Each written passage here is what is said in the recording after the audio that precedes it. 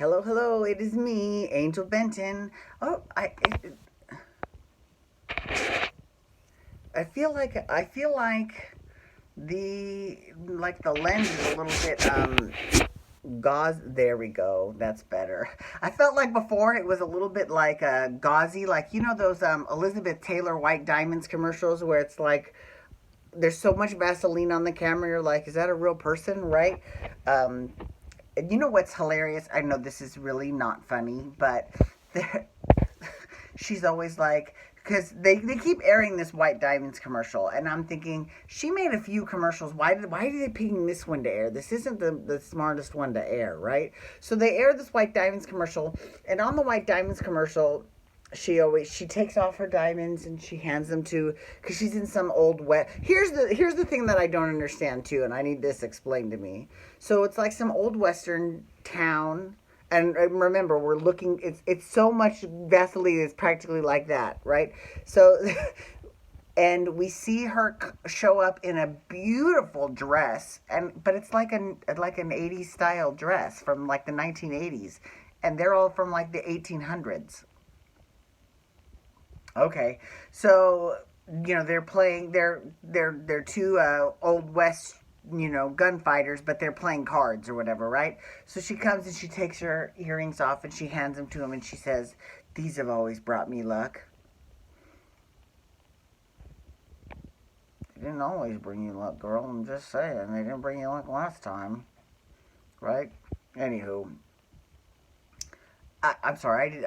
I just felt like saying that because I was surprised at how gauzy the screen was. Okay, so now that that's cleared off. Anyways, my name is Angel Benton. You're watching Angel Sudsy Recap, where we delve into the world of daytime television and we do a few reality shows on the side. And I'm actually very excited about today's episode because, today we're talking about The Bold and the Beautiful, which is a daytime TV show, and it's on around the world, you know, and it's known by different names. In Spanish, it's called La Belleza y Poder, which means the beautiful and powerful.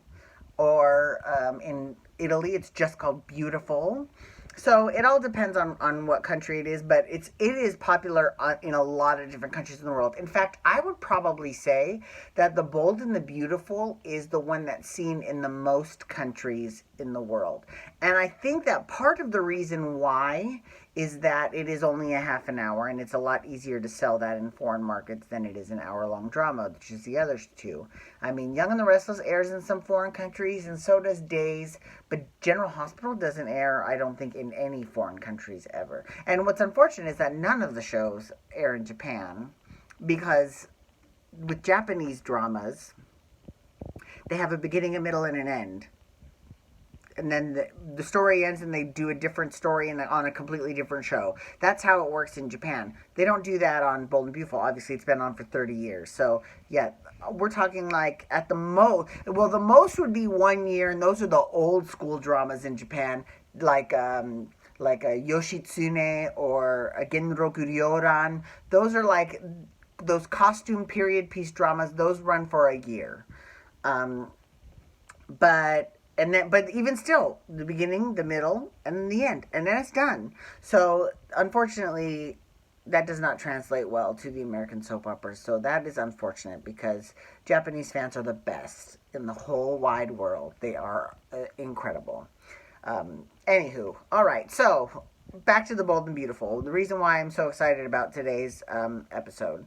So okay, so I've done a few soap opera events, and there's a guy named Matt who comes to, especially the ones for Bold and Beautiful and Young and the Restless, and he's tall and he's got red hair. So if you look in the current issue of CBS Soaps in Depth, he's in that, and I think I might be in that one too. Actually, anyways, hold on. Look out. I'm actually moving from my moving through my apartment, and I'm actually doing something different. Oh, look out. I'm going back to my kitchen. Okay. Boom. All right. Ha! There we go. Okay. So if you get this current issue of CBS Soaps in Depth, right? Okay. So Matt is one of the guys. They have a little section called Meet the Foresters, and they talk about the Forester men, and they do show. Look, that's me. That's me with Ingo Rademacher. And I'm also in this picture. This is the group picture right here. And you can see Matt because he's really super tall. And there's me on the corner right. Look. I made CBS Soaps in Depth. That's why I had to go get this. I was like, I've got to show everyone. How crazy is that? I'm in a soap opera magazine. That's fucking fierce. It's fierce. Anyways, so here's the thing. First of all, Matt always does a big Christmas sweater every single year because it was a holiday event, and the sweater was really cute. I'm not gonna lie, it was really cute. It had like the whole cast of the Golden Beauty. Even if you look on Rena Sofer's Instagram, she did an Instagram video of it because he had Quinn as the lump of coal, and she was like. It was hilarious. It was really good. It was very, very good. In fact, it actually showed me she's a really good actress because that's one of the reasons why I loved B. Arthur as an actress, because all she would have to do is do a look and you would know right where she was. She didn't have to vocalize anything. So anyways, so if you read his Twitter, you know, he's got a lot of issues with The Bold and Beautiful, but he's a big fan of the show. And listen, anything that gets anyone talking about soap operas is fine with me. Whether you agree with them or not, let them voice their opinion as long as, A, they are still respectful to the actors, and he is extremely respectful to the actors. Because a lot of these people, and they're crazy soap fans, they think that, you know, the people are the characters or that it's the actor's fault why storylines are awful. It's not. It's all the writing. And he gets that 100%. He understands that. And he's very supportive of all the actors. And that part is great. And he's been watching for a long time like me, so I get it. I'm right there with him on a lot of things. Like, there are some things that I disagree with him on. Like, he thinks that there's too much comedy in the show and that there shouldn't be any. I don't know about that. I definitely think that there should be some, because a lot of characters are actually, like, you know, charming and rakish. Like, what's his name? Wyatt. Wyatt is a perfect example. Wyatt's a funny guy. You know what I mean? So, you know, it doesn't always have to be Sturm und Drang, but I think that some of the... Okay, so, but some of the things that Matt has said about the show is actually... It's really true. Some of it is true. And I'm going to give him my support on this, because I think that in terms of the show... He thinks it's too plot driven. And honestly, I agree 100%. I really do. Because if you've been watching the show for 30 years, back when it first started, it was not so plot driven.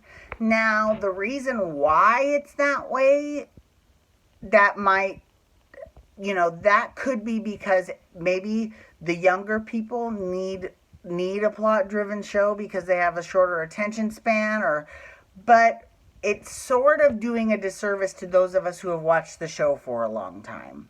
You know what I mean? So, for example, this current storyline with Steffi and Bill and Liam, we've seen it before. We have, right? We saw it with, I mean, first of all, let's be real. With the exception of the time that Liam stood up to his father, which was actually great, and great scenes between Scott Clifton and Don Diamont, and it was fantastic. Anyways, besides those scenes, ever since Liam has come on the show, he's been part of a love triangle. And the other exception is when he was Adam with Eve, who is Quinn. That was the other exception, and I actually loved that storyline too. I really did. So with the exception of them, he's always been in a love triangle. So I feel like we've seen this so many fucking times. Even Steffi, we saw her get pregnant before. So, I mean, and that was a plot device back then when she busted up Hope and Liam's wedding. Now, there's a new Hope. Now, she hasn't started yet, but I'm down with her starting. I cannot wait to see what Hope brings to the table. Not super excited about Sally, but I know that Sally has plenty to do without a man. Um, so I'm very skeptical of anything. And then, the whole thing with, I mean, they showed a scene of Liam giving his father a world's best dad um, a souvenir. No, it was like an award, and it said world's best dad, and it was like, really? Just 2 weeks ago, you were blackmailing him out of his job, and now you want us to think he's the world's best father? Really? He's the one that tried to blow you and Sally up, and he's the world's best dad? Really? I mean, it's those types of things, and I actually agree with Matt 100%. I think that it's too much. It's ridiculous. It really is. If they're trying to set up the fact that, the whole betrayal of Bill, they don't have to do that. Or they can use flashbacks of Bill and Sally when they first got together years and years and years ago, before she got with Liam. I mean, that would have made, and they did slightly show a little bit of that, but I mean, nowhere near as much as they should, because I would rather see those flashbacks than see stupid, hokey scenes like Liam giving his father work. Now, they also had a scene where Steffi was having a vision, a weird dream, and Liam's pissed off at her. He's holding their baby, and they show the baby, and it's a little Bill's face. I thought that was funny. I thought that scene was fine because it was just one scene. Matt didn't think it was that funny. But, like I said, I respect his opinion. We disagree on certain things, and that's fine.